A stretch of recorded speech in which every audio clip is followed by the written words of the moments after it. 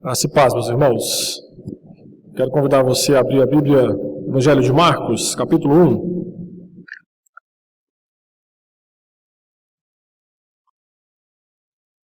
Evangelho de Marcos, capítulo 1, nós leremos do versículo 1 ao versículo 8.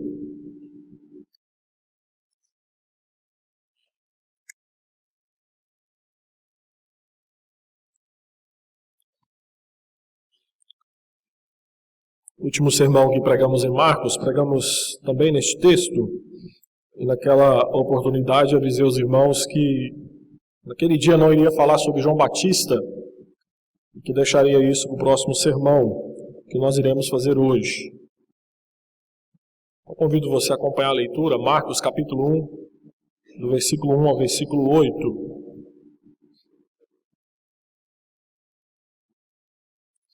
Acompanhe a leitura. Princípio do Evangelho de Jesus Cristo, Filho de Deus, conforme está escrito na profecia de Isaías: Eis aí envio diante da tua face o meu mensageiro, o qual preparará o teu caminho.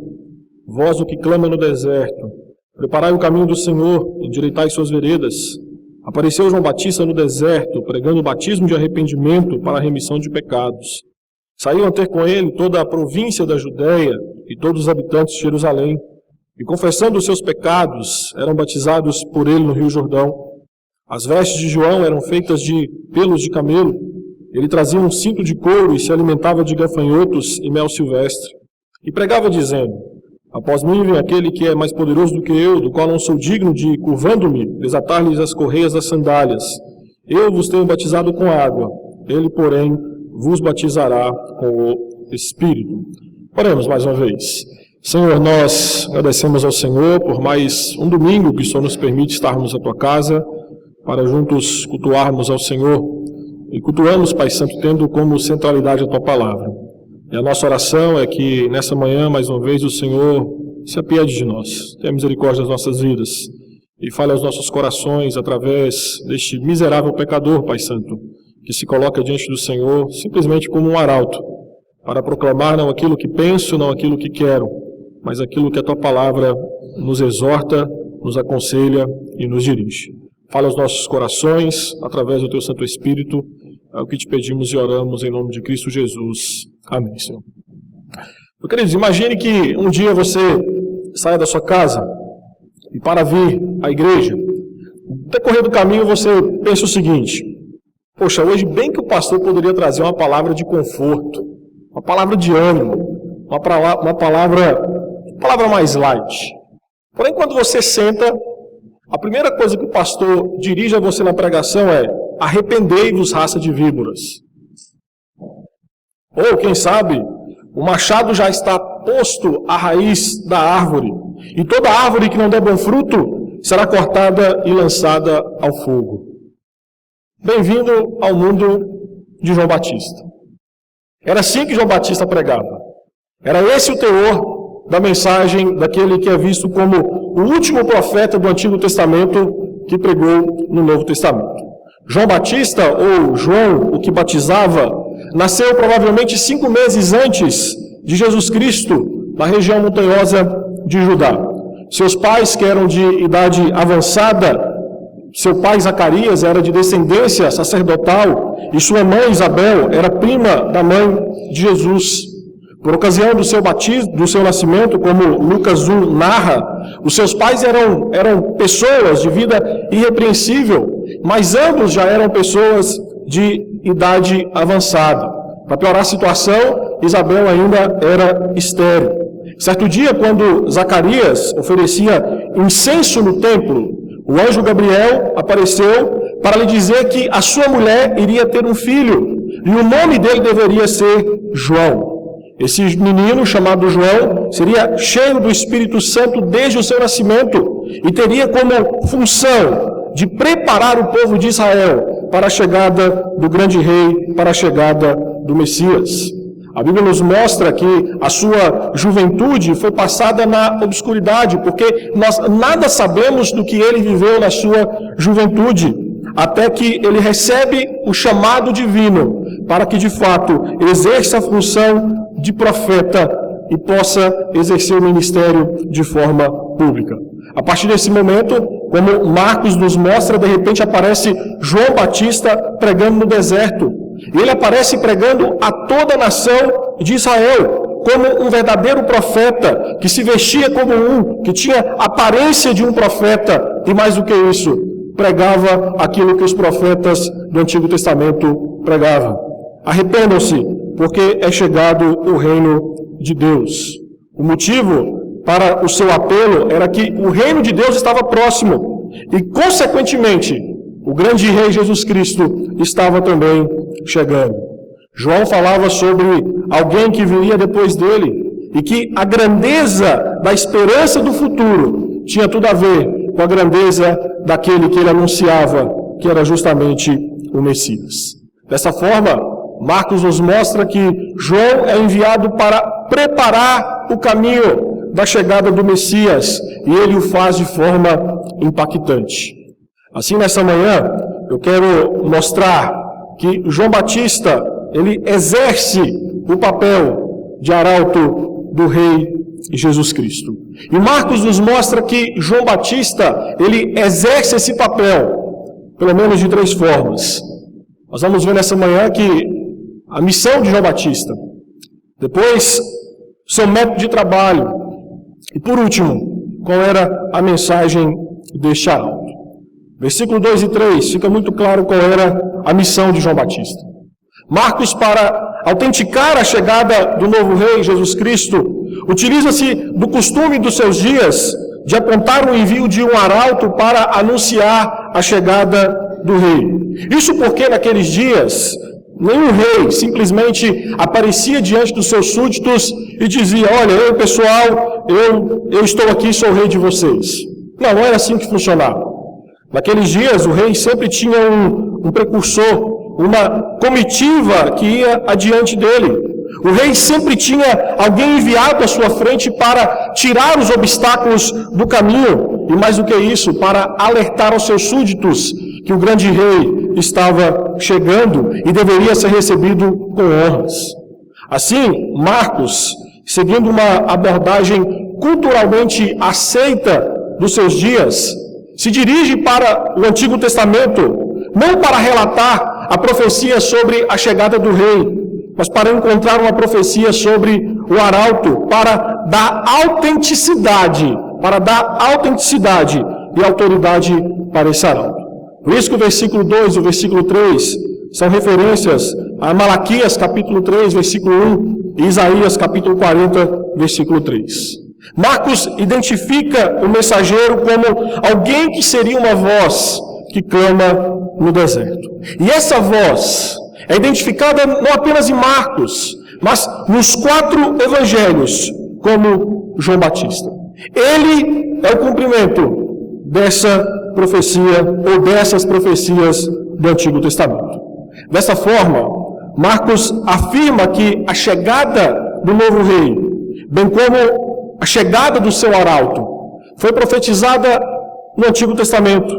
Portanto, João Batista é um arauto encomendado divinamente encomendado por Deus para ser o precursor do grande Messias. João Batista fornece a ligação entre o passado de Israel, simbolizado pelos profetas, e o seu futuro, anunciado nas próximas páginas. Assim, a principal missão de João Batista era preparar o coração do povo para a chegada deste novo, majestoso e grandioso Rei Jesus Cristo. Sua missão era construir uma ponte entre a antiga aliança, o Antigo Testamento, e a nova aliança, o Novo Testamento de Deus com o seu povo.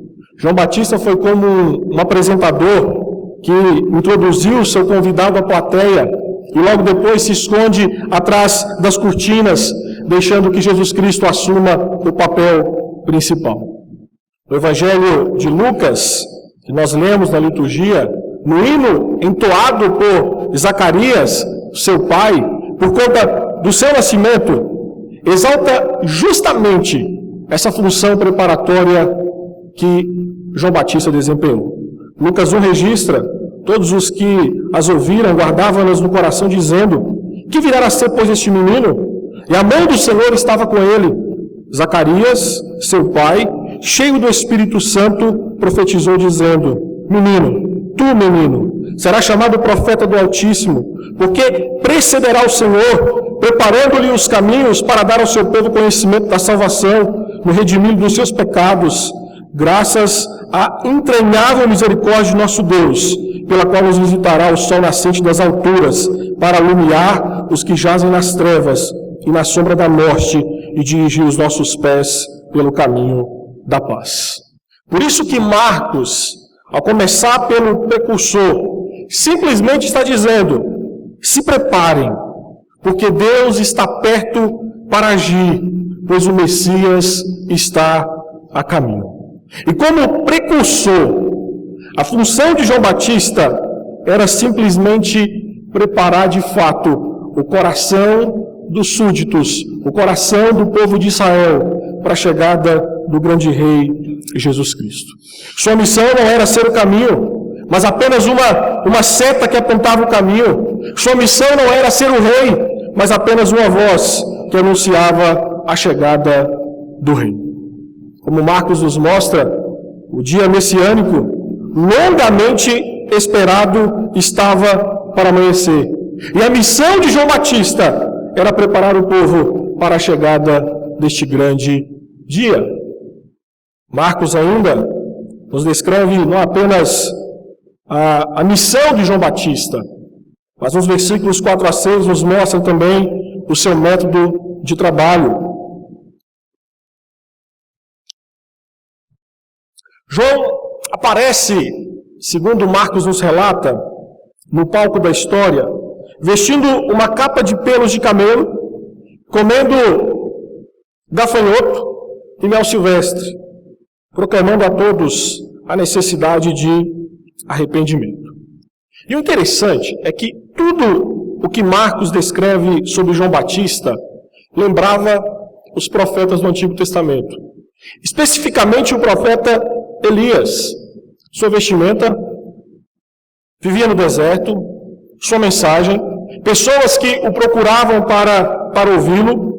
Assim, Marcos, ao relatar a aparência de João Batista, aponta para o seu lado profético, porque o Antigo Testamento já descrevia que antes da vinda de Cristo, um Elias deveria aparecer. Malaquias capítulo 4, versículo 5 proclama: eis que eu vos enviarei o profeta Elias, antes que venha o grande e terrível dia do Senhor. Quando você vai lá no segundo livro dos Reis, capítulo 1, versículo 8, você vê uma descrição de Elias. Era um homem vestido de pelos, com os lombos cingidos de um cinto de couro. Então disse ele: é Elias o tesbita. Então entenda que a Bíblia de fato faz uma referência a João Batista como sendo o Elias prometido por Deus no Antigo Testamento, que viria para ser o precursor de Jesus Cristo. Então compreenda que não é que João Batista fosse, como os espíritas defendem, a reencarnação de Elias, mas sim que ele teria um ministério semelhante ao de Elias lá no Antigo Testamento.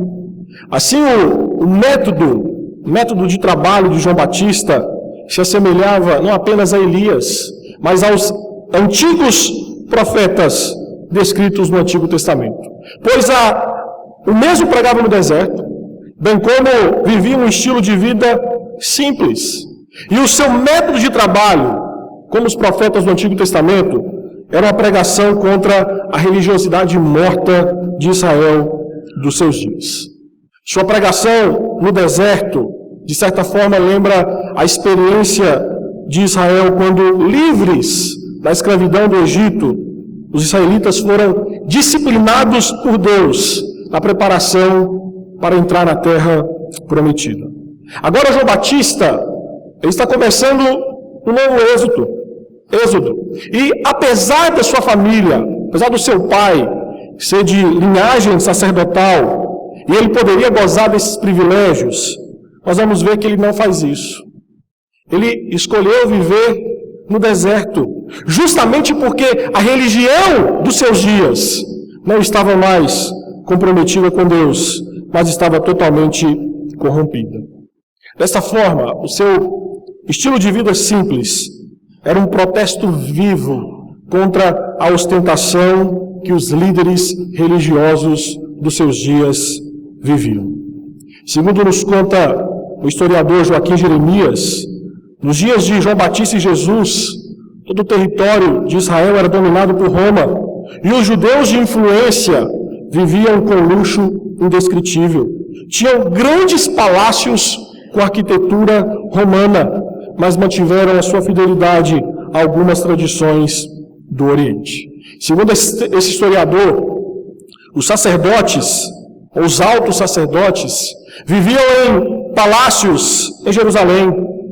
E vale lembrar que o templo de Jerusalém, naqueles dias, fora reconstruída com uma grandeza e dimensões superiores ao antigo templo de Salomão, e que continuava ainda naqueles dias sendo o centro religioso de Israel. Além do templo, existiam várias sinagogas em Jerusalém que competiam entre si pelo rigor dos seus cultos, pela música e pela santidade dos seus súditos. Os sacerdotes tinham a permissão de Roma de cobrar o dízimo, desde que não interferisse nos impostos que eram arrecadados. Assim, segundo alguns historiadores, os líderes religiosos de Israel naqueles dias, bem como o próprio Israel, estavam totalmente cegos pelos seus interesses econômicos e não estavam interessados em mudanças, e muito menos com o advento, com a chegada do Messias. Flávio Joséfo, que é um outro historiador, conta o escândalo ocorrido no ano 66 d.C., em que alguns chefes dos sacerdotes enviaram seus escravos às eiras para roubar os dízimos reservados aos sustentos dos sacerdotes comuns, chegando alguns destes a morrer de fome. Assim, você tem que entender que Marcos, ao descrever João Batista da forma que ele o descreve, nos versículos 4 a 6, está descrevendo o método de trabalho do arauto do Messias. E era um método que estava justamente indo na contramão da cultura em que existia naqueles dias. A forma de viver, as roupas, o que ele comia, o lugar que ele vivia, a mensagem que ele proclamava, demonstrava que João Batista era de fato um mensageiro, um profeta de Deus. E assim como os profetas do Antigo Testamento, pregava, chamando o povo a voltar-se para Deus. E é por isso que nos versículos 4 a 8, nós vamos ver que Marcos descreve qual era a mensagem deste profeta. Qual era a mensagem deste arauto? O que esse arauto proclamava? E aí, após 400 anos de silêncio profético, eis que surge João Batista, anunciando o juízo iminente de Deus e realizando um batismo para arrependimento, como cumprimento da profecia de Ezequiel, capítulo 36, dos versículos 24 a 28. Ao proclamar este batismo, que traz a ideia de meia volta, João Batista propõe o abandono do caminho falso para andar no caminho verdadeiro, no caminho de Deus. João Batista aparece pregando uma boa notícia, uma má notícia. A boa notícia é que Deus estava respondendo às orações do seu povo e o Messias estava chegando. A má notícia é que o Messias estava chegando e a vida do seu povo estava uma verdadeira bagunça. Isso porque o chamado de João ao arrependimento refere-se à somatória das vezes que Israel quebrou a aliança com Deus. E esta reconciliação com Deus é indispensável a fim de superar a separação causada pelo pecado. Arrependimento significa uma mudança deliberada de atitudes que resultam em uma mudança de comportamento. Pessoas arrependidas não fogem da sua realidade de condição de pecadores, nem procuram desculpas para os seus pecados. Simplesmente confessam abertamente os seus pecados a Deus e afirmam desejar viver de acordo com a vontade de Deus. Compreenda então que quando João Batista ele pregava arrependimento para a remissão de pecados, não é que o batismo trazia o perdão dos pecados, mas apenas declarava o arrependimento de quem estava sendo batizado. E aqui é uma conotação novamente com o Antigo Testamento. As purificações cerimoniais para produzir pureza era muito comum no Antigo Testamento. Para o judeu, partindo de Levítico 15, a purificação externa tinha um profundo significado espiritual. Todavia, naqueles dias, o batismo era apenas para um gentil que se tornava um judeu convertido. O seu batismo era como um símbolo de sua vida transformada. De repente aparece João Batista, dizendo que, da mesma forma que um gentil era batizado, um judeu também necessitava ser batizado para fazer parte do povo purificado de Deus. A ideia de João Batista aqui, em sua mensagem, era que a descendência física de Abraão não garantia o favor de Deus. O parentesco espiritual com Deus, segundo João Batista, deveria ser evidenciado por uma vida transformada. A mensagem de João Batista enfatiza que a situação era séria. O juízo de Deus era iminente, estava perto. E segundo João Batista, é melhor que todos se arrependessem, tendo o batismo como um sinal visível deste arrependimento. Assim, João proclama que o arrependimento e a reforma de vida eram pré-requisitos necessários para entrar no reino do Messias. O batismo era a primeira evidência do desejo sincero de uma pessoa mudar o seu comportamento. É por isso que lá em Mateus capítulo 3, versículo 8, João Batista pregando afirma: produzi, pois, frutos dignos de arrependimento. Ou seja, uma experiência genuína da graça tem que revelar em fruto espiritual. Em sua mensagem, João Batista denuncia profeticamente o estilo pecaminoso dos seus contemporâneos, pois eles eram indignos de receber o Rei majestoso que estava chegando. Os versículos 7 e 8, sua mensagem não tem apenas um aspecto profético de confrontar o pecado do povo, mas também tem um aspecto escatológico, pois o batismo nas águas, feito por João, era um sinal de um batismo maior do Espírito que o próprio Messias que estava chegando administraria. João, nesses dois versículos, contrasta o seu batismo com água, com o futuro batismo do Espírito. E partindo de profecias do Antigo Testamento, como Ezequiel 11, 17 a 21, Joel 2, 28 ao 32, a ênfase era que o Espírito de Deus, o Espírito Santo, traria uma libertação e uma obediência interna a Deus. Quando nós vamos lá em Mateus, no capítulo 3, versículo 11, Mateus acrescenta algo que Marcos não coloca no seu evangelho. Na pregação de João Batista, quando ele fala sobre o batismo com água, e aponta para o Messias que administraria o Espírito, o batismo com o Espírito, Mateus relata que não apenas com o Espírito, mas Jesus Cristo também batizaria com fogo.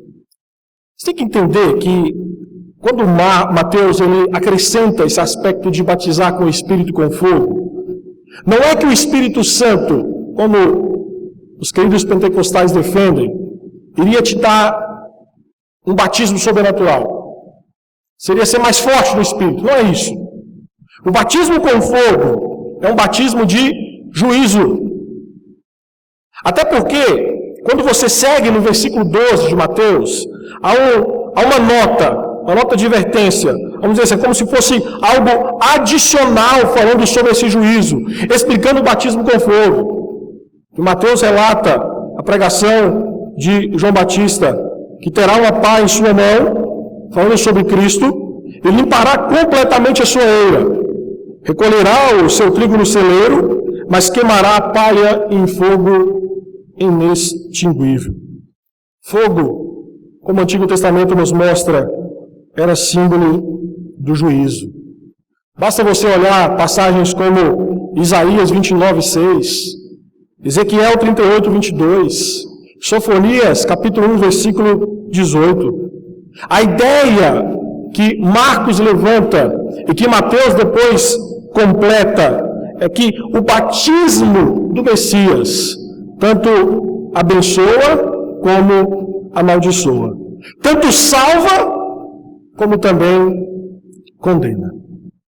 João é um profeta de Deus que com a sua mensagem adverte sobre a prestação de contas a Deus e ao mesmo tempo proclama a salvação de Jesus Cristo.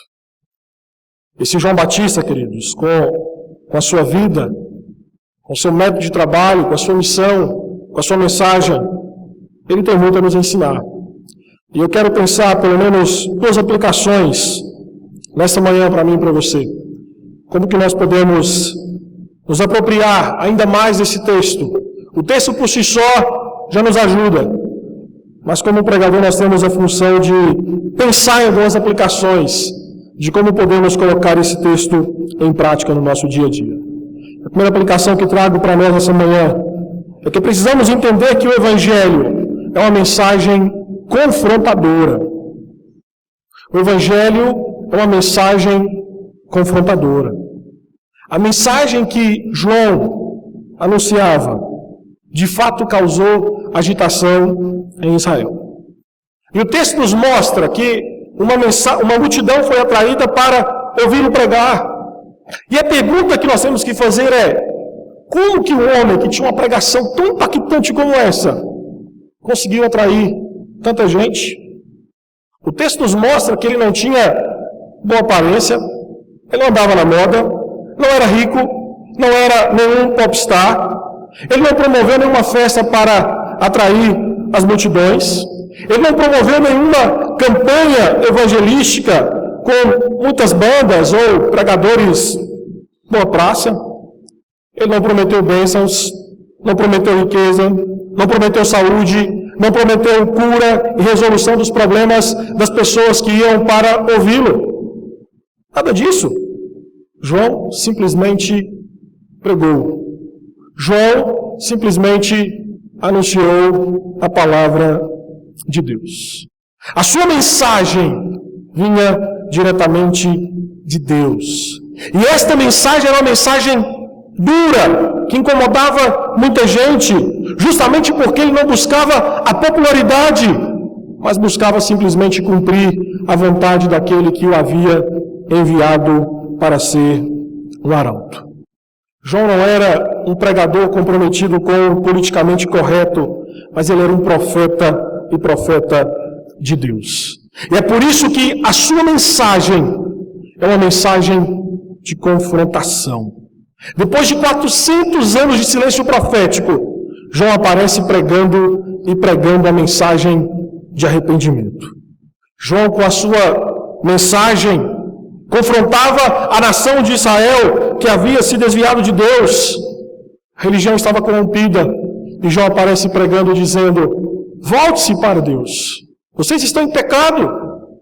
Como eu citei na introdução, a sua mensagem era: raça de víboras, hipócritas, voltem-se para Deus. Sua pregação, queridos, era sobre um Salvador maravilhoso chamado Jesus. Ele pregava uma mensagem simples sobre a necessidade das pessoas lidarem honestamente com os seus pecados. Por isso que, quando nós comparamos a mensagem de João Batista e comparamos com muito daquilo que é pregado como sendo o Evangelho de Deus hoje, nós não ficamos surpresos quando a comparação nos leva a perceber que muito que é pregado hoje não é igual à mensagem que João Batista pregava no passado. O saudoso reverendo Elben César afirmou que, por não suportarem a pressão, teólogos e pregadores estão atendendo ao clamor das multidões. Quando não se omitem, pregam outro evangelho. Ao fazerem isso, eles ganham a atenção e os aplausos dos homens, mas suas pregações não salvam, pois estão pregando outra coisa, mas não o evangelho de Jesus Cristo. Essa semana, lendo um artigo na internet, um escritor chamado Oswald Jacob, ele alista 7 tipos de pregações nos dias atuais. Ele diz que nós temos a pregação positiva, que é aquela do tipo, é só vitória. Nós temos a pregação da prosperidade, semeia esperando a colheita. Temos a pregação da confissão positiva, eu determino, eu mando, eu ordeno. Temos a pregação light, aquela do tipo, nós não falamos sobre o pecado, não falamos sobre a queda de Adão. Tem a pregação marqueteira, eu tenho para você projeção pessoal. E tem a pregação engraçada, eu tenho que fazer o meu auditório rir o tempo inteiro. E sabe o que esses tipos de mensagem têm em comum? O homem como centro. O homem é o centro desse tipo de mensagem. E quando o homem é o centro da mensagem que é proclamada em um púlpito, ela deixa de ser uma mensagem salvadora e passa a ser, como Michael Horton fala, um deísmo moralista terapêutico. Deísmo porque Deus não se envolve em nada. Moralista porque é sempre algo que eu tenho que fazer. E terapêutico porque é um guia pessoal de autoajuda. Meus irmãos, que nós não venhamos incorrer no erro que muitas igrejas e pregadores vêm caindo, adulterando, mudando, mercadejando o evangelho simplesmente para atrair ou ganhar a popularidade das multidões. Que possamos continuar expondo o evangelho como a boa nova de Jesus Cristo, que resolve o problema do pecado do homem, lhe oferecendo uma vida transformada a partir do seu arrependimento. Como igreja presbiteriana, que continuemos a caminhar na contramão da história, da nossa cultura, apresentando o evangelho puro e simples de Jesus Cristo, que é poder de Deus que salva pecadores. O evangelho é poderoso para mudar pessoas injustas para justas, de desonestas para honestas, de hipócritas para sinceras, de egoístas para liberais, de arrogantes para humildes. Que assim como João Batista, que venhamos pregar o que pecadores precisam ouvir e não o que eles querem ouvir. Preguemos o evangelho e nós iremos ver Deus fazer a sua obra de salvar pecadores. Spurgeon dizia que o evangelho é como se fosse um leão dentro de uma jaula. Ele afirmava que quando você coloca um leão dentro de uma jaula e você abre a jaula, você não precisa dizer para o leão, ataque. É instinto dele, ao sair da jaula, fazer o seu trabalho. Spurgeon dizia, assim é o evangelho. A igreja tem que simplesmente abrir a jaula, pregar o evangelho e deixar que Deus saia e faça o seu trabalho de salvar pecadores arrependidos. A nossa mensagem, a mensagem do evangelho, é uma mensagem confrontadora, porque confronta a realidade que o homem vive, uma realidade pecadora e que precisa voltar-se desesperadamente para Deus ou irá incorrer em juízo eterno. Ainda partindo desse texto, eu quero pensar numa segunda e última aplicação para mim e para você. Devemos ter a consciência que Jesus Cristo é o caminho e nós somos apenas setas que apontam para Ele. João Batista, com seu ministério, como nós mostramos, vivenciou essa realidade. O seu ministério serviu de elo, de seta, apontando o caminho, apontando Jesus Cristo. No ministério, na vida de João Batista, fica muito claro que aquele a quem ele representava era de fato quem importava. Importava tanto que o mesmo sentiu-se indigno de desatar-lhes as correias da sandália, entendendo que convinha que ele diminuísse e que Cristo crescesse. João Batista, com a sua forma simples de viver e com a sua pregação impactante, apontava como uma seta para Jesus Cristo. O mesmo se espera de cada cristão hoje. Devemos não apenas verbalizar, mas também viver o Evangelho, encarnar o Evangelho. Joseph Aldrich, em seu livro A Amizade, a Chave para a Evangelização, afirma que os cristãos devem ser boas novas antes de compartilhar as boas novas.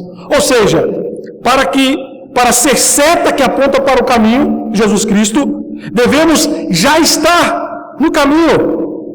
Para ser seta que aponta para Cristo, já devemos estar em Cristo.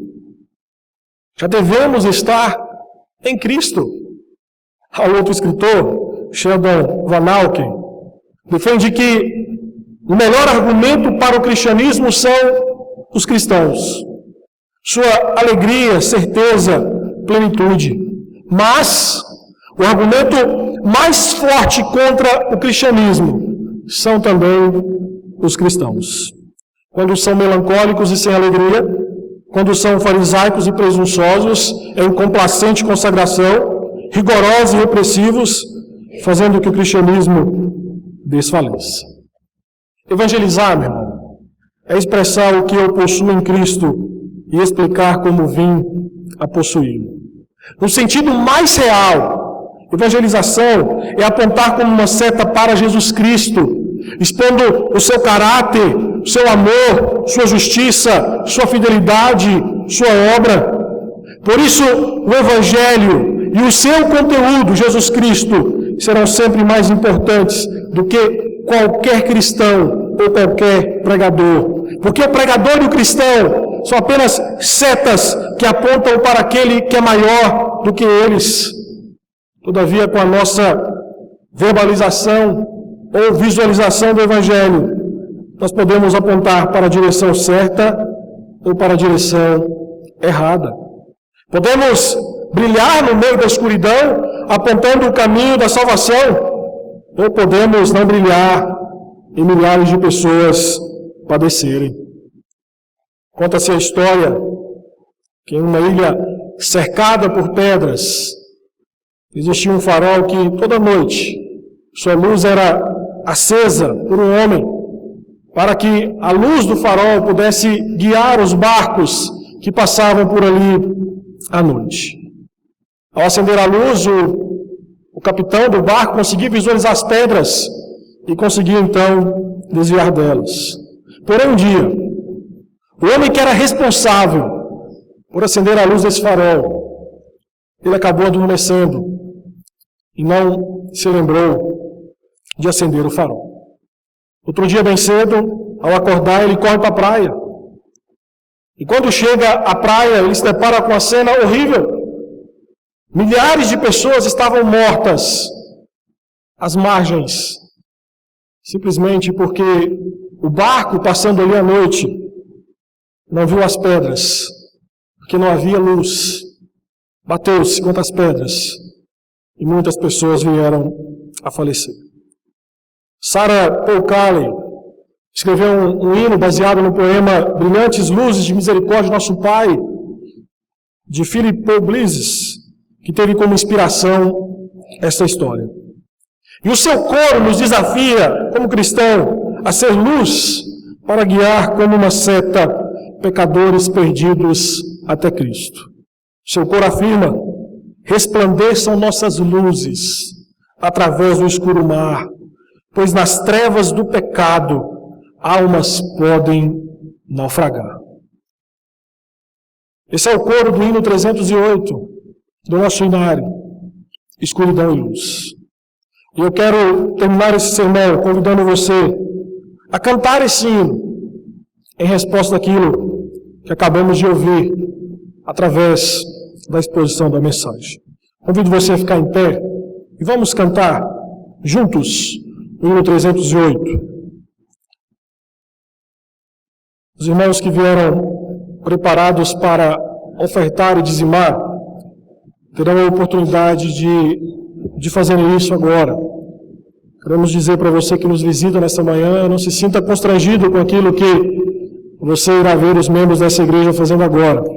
Nós entendemos que é um privilégio, é uma bênção, uma dádiva que Deus nos dá, de podermos devolver aquilo que Ele mesmo tem nos dado.